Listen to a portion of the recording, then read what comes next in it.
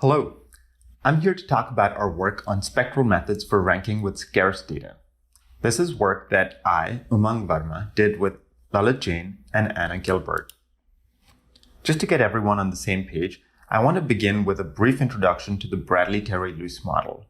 The BTL model assumes that if you have n items, and each item has a positive score wi, then the probability that j beats I in a given pairwise comparison is the score of j divided by the sum of their scores. We're trying to recover the BTL scores of the n items given observed pairwise comparisons. Our work focuses on the case where the number of comparisons we have access to is small relative to the number of total items. There are many algorithms for fitting a BTL model, and I want to briefly go over two of them before presenting our work. First, by rewriting the MLE in terms of the logs of the BTL scores, we can reduce the MLE to logistic regression. There are many known ways to regularize logistic regression, of course, and hence balance the bias variance trade-off. On the other hand, RankCentrality is a spectral method that has some computational advantages and also lends itself to more creative variations, as we will see in a minute. To give you some intuition for how RankCentrality works, consider a graph where each of our n items are vertices. We curate a Markov transition matrix such that the probability of transitioning from I to j is proportional to the number of times j beat I. We then add self-loops to ensure that the rows sum to 1. The stationary distribution of this Markov chain converges to the vector of BTL scores. One of the contributions that we make in our paper is to address a gap in the theoretical results for RankCentrality. We prove an O of n log n sample complexity bound under a sampling scheme where pairwise comparison observations are made independently. Previous results were either weaker or relied on a sampling scheme that was not independent.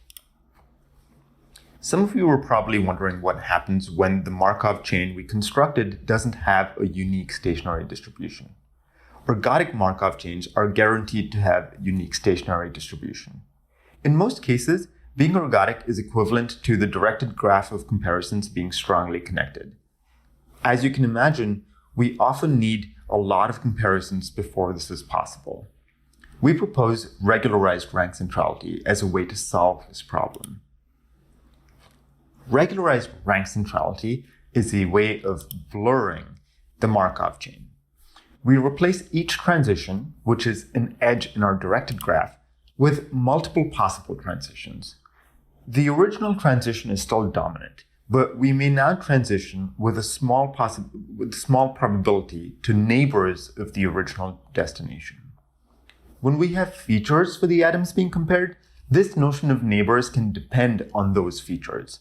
When we don't have features, we apply a more uniform blur. Think of superimposing this graph with a faint, complete graph. Let's make this a little more precise. When we have features, we use a Gaussian kernel to compute the similarity matrix D and compute the stationary distribution of Q hat D. We call this diffusion RankCentrality.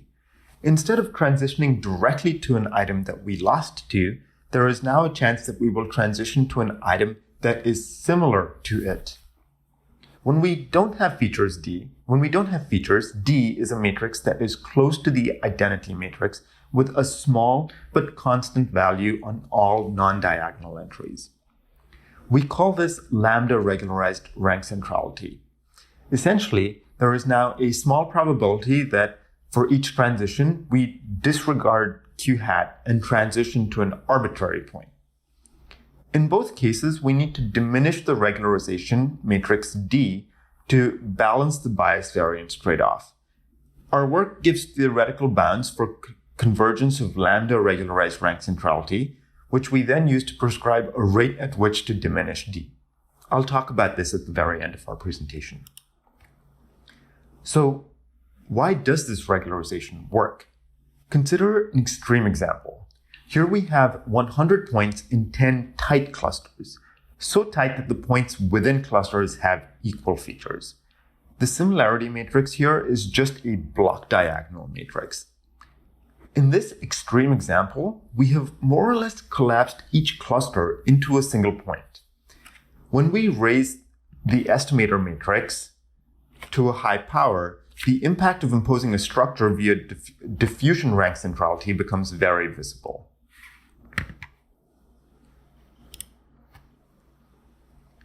I want to show you some empirical results before we conclude. First, let's consider a synthetic experiment where we assign to each point a BTL score that is a combination of monotone functions, of periodic and linear functions. This is a function that would be pretty hard to fit otherwise. So what we see here is that exploiting similarity between points gets us far more than algorithms that try to learn the function from the feature space to the BTL scores directly. In our next experiment, we construct a periodic function that might be hard for many classifiers to fit.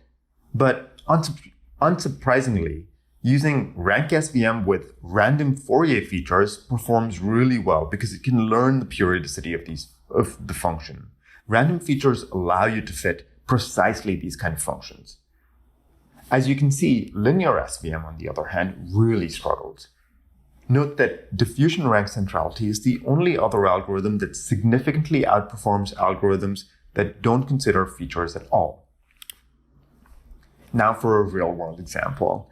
The New Yorker caption competition is a weekly competition where participants are asked to rate the funniest captions suggested by readers. Deep learning algorithms for text embeddings are very good at identifying similar texts, but it can be difficult to learn how funny a human will find a caption based on the text embeddings directly. As you can see, diffusion rank centrality is able to learn a ranking of the funniest captions by exploiting similarity information. Finally, I'd like to highlight some theoretical results about regularization in our work. We show that regularized rank centrality also has an O of n log n sample complexity bound, and we quantify the impact of lambda.